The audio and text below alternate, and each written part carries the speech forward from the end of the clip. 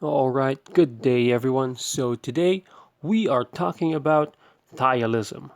Ptyalism is the increase in production of saliva. So let's go on ahead and find out. One of the main activators for ptyalism would be the presence of food. Food activates ptyalism because when the animal is used to eating at certain times of the day or has associated certain sounds or images or smells to food, they would think that every time they would encounter these, food would be about to serve. So since they think that they are about to eat, their body prepares themselves, so the production of saliva increases to accommodate the incoming food.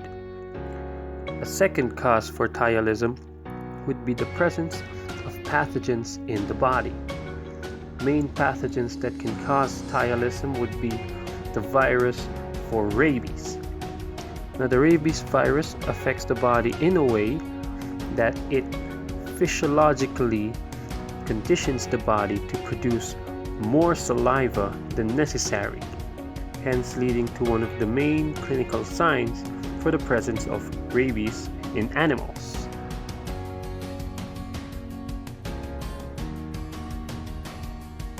Another cause for ptyalism would be inflammation in the oral cavity, mainly in the gums or gingiva. So if the oral cavity is inflamed, inflammatory reactions causes the body to increase its production of saliva. The next cause for ptyalism would be vomiting.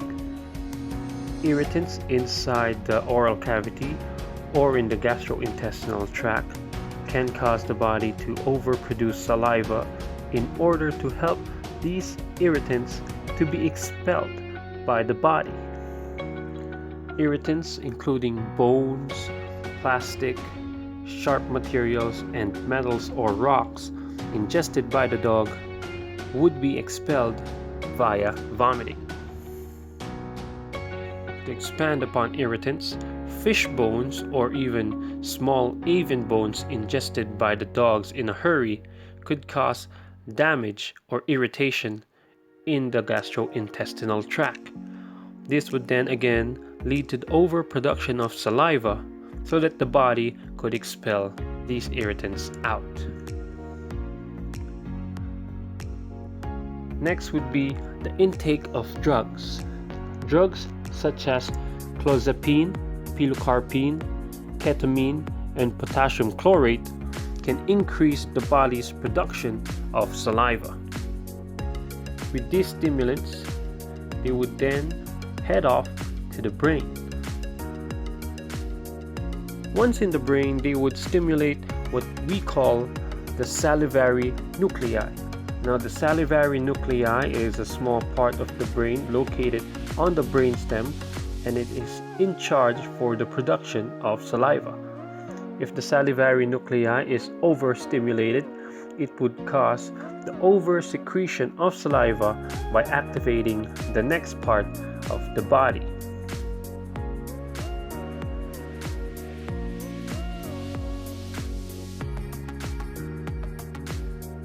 The next part to be activated by the salivary nuclei after it has been stimulated by the various stimuli would be the various salivary glands.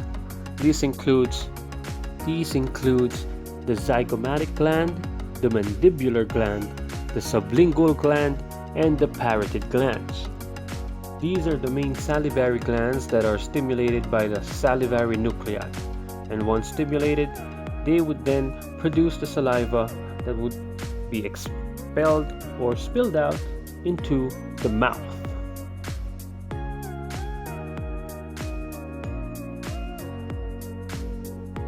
Overexcitement of the salivary nuclei by the various stimuli again leads to the production of saliva via the activation of the salivary glands.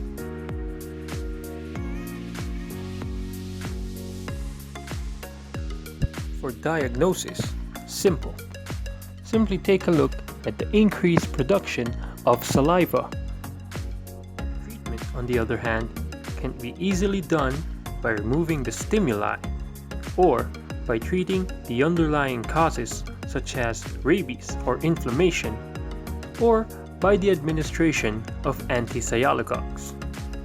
So there we have it, ptyalism, what causes it, how it happens, and why it happens. So thank you very much.